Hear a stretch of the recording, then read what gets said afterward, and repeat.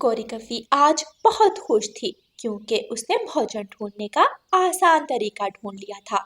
वो हर रोज इंसानों की बस्ती में जाती और किसान के घर से भोजन चोरी करके ले आती। आज किसान की पत्नी अपनी रसोई में बैठी खाना बना रही थी और उसका बेटा घर के आंगन में बैठा खाना खा रहा था। गौरी कव्वी उसके पास आकर उसका खाना छीनकर वहां से भाग जाती है। गौरी कवि घने जंगल में जाकर वो रोटी खाने लगती है। वाह वाह, क्या मजेदार रोटी है, नरम और मुलायम। कबूतर बहुत भूखा था। वो उड़ता हुआ घने जंगल की तरफ आता है। उसे वहां गौरी कवि मिलती है। गौरी कफी, ये रोटी तुमने कहाँ से ली है? थोड़ी सी मुझे भी दे दो, मुझे बहुत भूख लगी है। आगे तुम गंदी आंखों वाले कबूतर, जा, भाग जा यहाँ से। कोई भोजन नहीं है मेरे पास, बहुत मुश्किल से लेकर आई हूँ मैं। गौरी, बस ये बता दो तुम कहाँ से लेकर आई हो, मैं खुद जाकर ले आऊंगा। ये काम तुम जैसे कमजोर पक्षियों के नहीं, मैं इंसानों की बस्ती से किसान के बेटे से छीन कर लाई हूँ। जाओ, जाकर ले आओ, अगर तुम में हिम्मत है तो। ना बाबा ना, किसान तो दूर से ही गुलेल से मारता है, मैं तो नहीं जाऊंगा। ऐसे कहकर कबूतर वहां से चला जाता है और गौरी कवि उड़ती हुई अपने घर चली जाती है। गौरी गौरी, ये लो सूखा दाना खा लो, आज सिर्फ मुझे यही मिला है। मुझे भूख नहीं है, कालू तुम खा लो। खैर तो है गौरी, तुम्हें भूख नहीं है क्या? तुम कुछ खा कर आई हो? वो नहीं तो, मैंने क्या खाना था, बस मुझे आज भूख नहीं है। ऐसा कहकर गौरी कवि अपने घोंसले में लेट जाती है। किसान की पत्नी अपने घर में बैठी अपने पति से बातें कर रही थी। मुन्ने के पापा, मैं मुन्ने को हर रोज खाने को अच्छे से अच्छा भोजन देती हूँ, लेकिन फिर भी मुन्ना कमजोर होता जा रहा है। जब मुन्ना खाना खा रहा होता है तो क्या आप उसके पास बैठी होती हैं? नहीं, मैं तो कामों में लग जाती हूँ। मुझे लगता है जब तुम मुन्ने को खाना देकर जाती हो तो वो खाना कहीं फेंक देता होगा। कल मैं उसका ध्यान रखूंगा। बातें करते करते दोनों पति पत्नी सो जाते हैं। अगले दिन गौरी कवि उठती है। कालू भी उठ गया था। गौरी, खैर तो है, तुम आजकल बहुत जल्दी उठ जाती हो और तुम घर से भी निकल जाती हो। आखिर तुम जाती कहाँ हो? कालू, क्या मतलब है तुम्हारा? जंगल ही घूमने जाती हूँ और मैंने कहाँ जाना है? गौरी, हो ना हो तुम मुझसे कुछ छुपा रही हो, मुझे आज इसका पता लगाना ही होगा। कालू कौवा अपने मन ही मन ऐसे सोचता है। गौरी कवि घर से निकल जाती है। कालू कौवा भी गौरी कवि के पीछे ही निकल जाता है। गौरी कवि उड़ती हुई इंसानों की बस्ती की तरफ निकल जाती है और कालू कौवा उसका पीछा करता है। रास्ते में कालू को कबूतर मिल जाता है। कालू, कालू यार, बात सुनो। कालू उड़ता हुआ कबूतर के पास जाता है। हाँ बताओ कबूतर, क्यों आवाज दी तुमने? कालू, गौरी को समझाओ, ना जाया करे वो। क्या मतलब ना जाया करे? कहाँ जाती है वो? क्या तुम्हें नहीं बताया तुम्हारी पत्नी ने कि वो हर रोज कहाँ जाती है? आज उसी का पता लगाने जा रहा था कि तुमने रास्ते में ही मुझे आवाज दे दी। कालू यार, तुम्हारी पत्नी हर रोज इंसानों की बस्ती की तरफ जाती है और किसान के बेटे से भोजन छीन कर खाती है। अच्छा, तो गोरी की बच्ची को इसीलिए भूख नहीं लगती थी और सूखा दाना खाने को दिल नहीं करता था। अच्छा कालू यार, मैं चलता हूँ, तुम समझाना अपनी पत्नी को। कबूतर ऐसा कहकर वहां से चला जाता है और कालू कौवा वापस अपने घर की तरफ लौटता है। गौरी कवि इंसानों की बस्ती में पहुंच गई थी। उसे नहीं मालूम था कि आज उसके साथ क्या होने वाला है।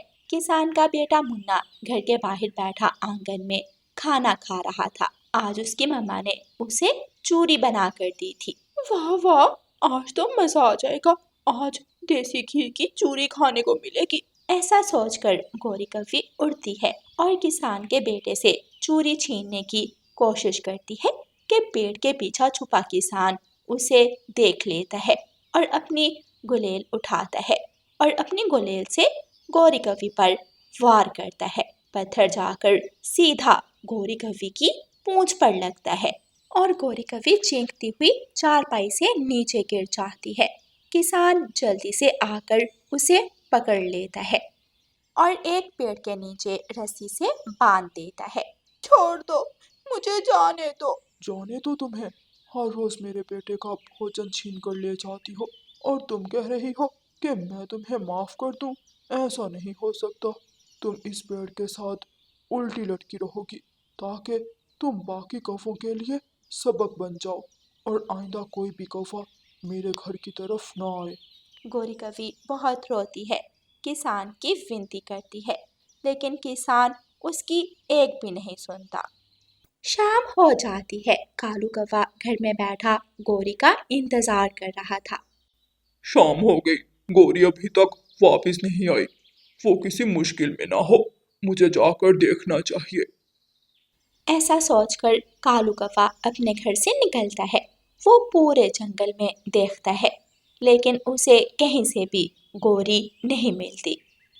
फिर कालू कौवा रानू चिड़िया के घर जाता है और उसे सारी बात बताता है। अच्छा कालू भैया, ठीक है, चलो तुम मेरे साथ चलो। किसान की पत्नी बहुत अच्छे दिल की है, हो सकता है वो हमारी मदद कर दे। रात हो चुकी थी। रात के अंधेरे में कालू कौवा और रानू चिड़िया दोनों इंसानों की बस्ती की तरफ जाते हैं। जब वो किसान के घर पहुंचते हैं तो गौरी कवि किसान के घर के आंगन में पेड़ के साथ उल्टी लटकी रो रही थी। किसान की पत्नी अपनी गाय का दूध निकाल रही थी। रानू चिड़िया किसान की पत्नी के पास जाती है। माँ जी, उस कवि को माफ कर दें। आज के बाद वो कभी भी आपके बेटे का भोजन नहीं छीनेगी। रानू चिड़िया, इस कवि ने हरकत तो माफ करने वाली नहीं की, लेकिन तुमने हमेशा मेरी मदद की है। सिर्फ मैं तुम्हारी वजह से इसे छोड़ देती हूँ। फिर किसान की पत्नी गौरी कवि की रस्सी खोल देती है और वो सब जल्दी से उठकर वापस अपने जंगल की तरफ चले जाते हैं। रानू चिड़िया, तुम्हारा बहुत बहुत धन्यवाद। आज अगर तुम मेरी मदद ना करती तो शायद मैं वापस कभी भी अपने कालू जी के पास ना आ पाती। इंसानों की बस्ती में जाने से पहले अपने कालू की याद नहीं आई थी? रानू चिड़िया गौरी और कालू की तरफ देखकर हंसती है और अपने घर की तरफ चली जाती है। गौरी और कालू भी अपने घर चले जाते हैं। प्यारे दोस्तों, इस कहानी को लाइक, अपने दोस्तों के साथ शेयर और चैनल को सब्सक्राइब करना बिल्कुल मत भूलना। आपका धन्यवाद। रानो चिड़िया की ऐसी कहानियाँ सुनने के लिए YouTube सर्च बार में रानो चिड़िया की कहानी लिखें या फिर ये बटन दबाकर बोलकर कहें रानो चिड़िया की कहानी। रानो, वैसे तुम्हारे हाथ में स्वाद बहुत ज्यादा है। मजा आ गया खाना खाकर। आपको पसंद आया गौरी बहन? बहुत बहुत ज्यादा पसंद आया मुझे। आज तो मैंने पेट भरकर खाना खाया है। अच्छा रानो, अब मैं चलती हूँ, जग्गू स्कूल से आ गया होगा। गौरी कवि रानू चिड़िया की पड़ोसन थी। उन दोनों में बहुत प्यार था। रानू चिड़िया जब भी कोई स्वादिष्ट चीज बनाती तो गौरी कवि को जरूर देती। गुड़िया और कुकू घर आ जाते हैं। रानू चिड़िया मटके से पानी डालकर गुड़िया और कुकू को देती है। मम्मा, आपको पता है आज फिर जग्गू को टीचर से मार पड़ी। मम्मा, वो हर रोज होमवर्क किए बिना ही स्कूल आ जाता है। अच्छा, तुम दोनों तो बच के ना। हम तो अपना काम मुकम्मल करके जाते हैं, बड़ी जोर जोर से। तोता टीचर मारता है पक्षियों को, मुझे तो देखकर ही डर लगता है। अच्छा अच्छा, बस करो, चलो मुंह हाथ धो लो, खाना तैयार है। गुड़िया और कुकू हाथ मुंह धोते हैं। रानू चिड़िया खाना लगा देती है। गुड़िया और कुकू मजे मजे से खाना खाते हैं। मम्मा, आज फिर मुझे तोते टीचर ने मारा। वो बड़ी चोंच वाला बस मुझे ही मारता है। जग्गू मेरा बच्चा, चुप कर जा, मैं कल ही उस टीचर की खबर लेकर आऊंगी। मम्मा, खाने को क्या है? मुझे बहुत भूख लगी है। जग्गू बेटा, खाने के लिए तो मैंने कुछ नहीं बनाया। जाओ तुम कबूतर की दुकान से 2 समोसे ले। अब मैं फिर दुकान पर जाऊं? इतनी ज्यादा भूख लगी है मुझे। जा मेरा प्यारा बच्चा, कल मैं तुम्हारे लिए जरूर खाना बना कर रखूंगी। जग्गू अपनी मम्मा से पैसे लेता है और दुकान पर चला जाता है और कबूतर चाचा की दुकान से समोसे लेकर खाने लगता है। पानी भी नदी से पी आता हूँ। मेरी मम्मा ने कौन सा पानी रखा होगा मेरे लिए। जग्गू नदी पर पानी पीने के लिए चला जाता है। जग्गू नदी से पानी पीता है और अपने घर चला जाता है। आ गया मेरा बच्चा। मम्मा आप बिल्कुल भी अच्छी नहीं है। सबके मम्मा पापा उनको खाना पानी सब ला कर देते हैं, मगर आप तो मेरे लिए कुछ भी नहीं करती। इसको फूला नहीं, फिर वही बात। अच्छा जग्गू बेटा, कल मैं तुम्हारे लिए जरूर कुछ अच्छा बना कर रखूंगी, प्रॉमिस।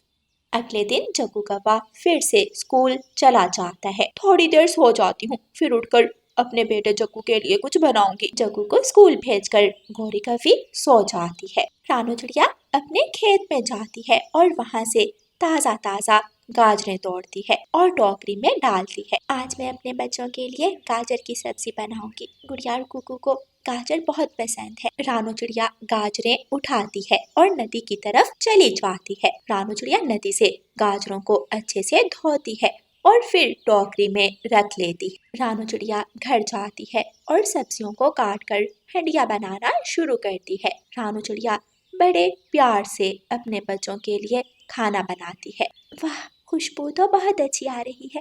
अब मैं जल्दी से रोटियां बना लेती हूँ। रानू चिड़िया चक्की चलाती है और दानों को पीसती है। वो खुशी खुशी सारे काम करती है। बच्चे आने ही वाले होंगे, मैं अब रोटी बना लेती हूँ। रानू चिड़िया आग जलाती है और अपने बच्चों के लिए रोटियां बनाने लगती है। गौरी कौवी की भी आंख खुलती है। वाह, क्या खुशबू आ रही है। दोपहर हो गई। ओहो, मुझे तो अपने बेटे के लिए खाना बनाना था। अब तो जग्गू भी आने वाला होगा। अब मैं क्या करूं? गौरी कौवी जल्दी से अपने घर से बाहर निकलती है। गौरी कौवी देखती है रानू चिड़िया मटका उठाए नदी पर पानी लेने जा रही थी। गौरी कौवी जल्दी से रानू चिड़िया के घर में घुस जाती है। खुशबू तो बहुत अच्छी आ रही थी। क्या बनाया है आज रानू ने? गौरी कौवी हंडिया का ढक्कन उठाकर देखती है तो वो गाजर की सब्जी देखकर खुश हो जाती है। ये तो मेरे जग्गू को बहुत ज्यादा पसंद है। पहले थोड़ी खुद खा लेती हूँ और फिर जग्गू के लिए ले जाऊंगी। गौरी कौवी प्लेट में थोड़ी गाजर की सब्जी निकालती है और जल्दी से खाने लगती है। वाह, एक प्लेट और निकाल लेती हूँ। बहुत ज्यादा है खाना। गौरी कौवी एक एक करके आधे से ज्यादा खाना खा जाती है। खाना तो बहुत कम रह गया है। अब तो रानू चिड़िया को पता चल जाएगा। अब क्या करूं? जग्गू के लिए थोड़ा खाना तो ले जाना ही होगा। गौरी कौवी जग्गू के लिए खाना निकालती है और वहां से भाग जाती है। कुछ देर बाद रानू चिड़िया भी घर आ जाती है। रानू चिड़िया रसोई में जाती है तो खाना देखकर हैरान रह जाती है। मेरा खाना किसने खा लिया? ये हरकत कौन कर सकता है? ये लो जग्गू बेटा, खाना खाओ। वाह, गाजर की सब्जी। जग्गू जल्दी जल्दी से खाना खाने लगता है। मम्मा, ये तो बिल्कुल रानू आंटी के हाथ की सब्जी लग रही है। ऐसा मजेदार खाना तो वो बनाती है। हाँ, मैं ये रानू के घर से ही चुरा कर लाई हूँ। गुड़िया और कुकू गौरी के घर के बाहर खड़े ये सब सुन लेते हैं। वो घर के अंदर आते हैं। जग्गू, ये लो, ये तुम्हारी बुक स्कूल रह गई थी। गुड़िया और कुकू कुछ कहे बिना अपने घर चले जाते हैं। शायद इनको सुना नहीं है। खाओ खाओ जग्गू बेटा, पेट भर के खाओ। जग्गू सारा खाना खा लेता है। मम्मा, जाए ना, रानू आंटी से थोड़ा खाना और लेकर आए ना। जग्गू, खाना तो पहले ही कम रह गया था। मम्मा प्लीज जाए ना, मुझे और भूख लगी है। अच्छा अच्छा, जाती हूँ। गुड़िया और कुकू घर जाकर अपनी मम्मा को सारी बात बता देते हैं। गौरी बहन, वो ऐसा कैसे कर सकती है? उन्हें तो मैं हर रोज खाना खिलाती हूँ, फिर उन्होंने ऐसी हरकत क्यों की? शायद ये कौवे अपनी फितरत से बाज नहीं आते। गौरी कौवी वहाँ आ जाती है। रानू बहन, क्या थोड़ी सब्जी मिलेगी? तुम्हें शर्म तो नहीं आ रही होगी ना? सारा खाना खा गई और बाकी अपने घर भी ले गई और अब फिर आ गई हो। गौरी कौवी अपनी हरकत पर बहुत शर्मिंदा होती है। वो ये जानकर बहुत ज्यादा दुखी होती है कि रानू चिड़िया उसकी असलियत जान चुकी है। रानू, वो मैं। रानू, मुझे माफ कर दो, मुझसे गलती हो गई। आपको मैंने हमेशा अपना समझा, खाना खिलाया, मगर आपने चोरों की तरह मेरे घर से खाना चुराया। अगर आपको खाना चाहिए था तो आप मांग लेती। गौरी बहन, आपकी इस हरकत से मुझे बहुत दुख पहुंचा है, बहुत अफसोस हुआ है मुझे। गौरी कवि शर्मिंदा होते हुए वहां से चली जाती है। रानू चिड़िया बचा हुआ खाना अपने बच्चों को देती है। गुड़िया और कुकू खाना खाने लगते हैं। प्यारे दोस्तों, इस कहानी को लाइक, अपने दोस्तों के साथ शेयर और चैनल को सब्सक्राइब करना बिल्कुल मत भूलना। आपका धन्यवाद।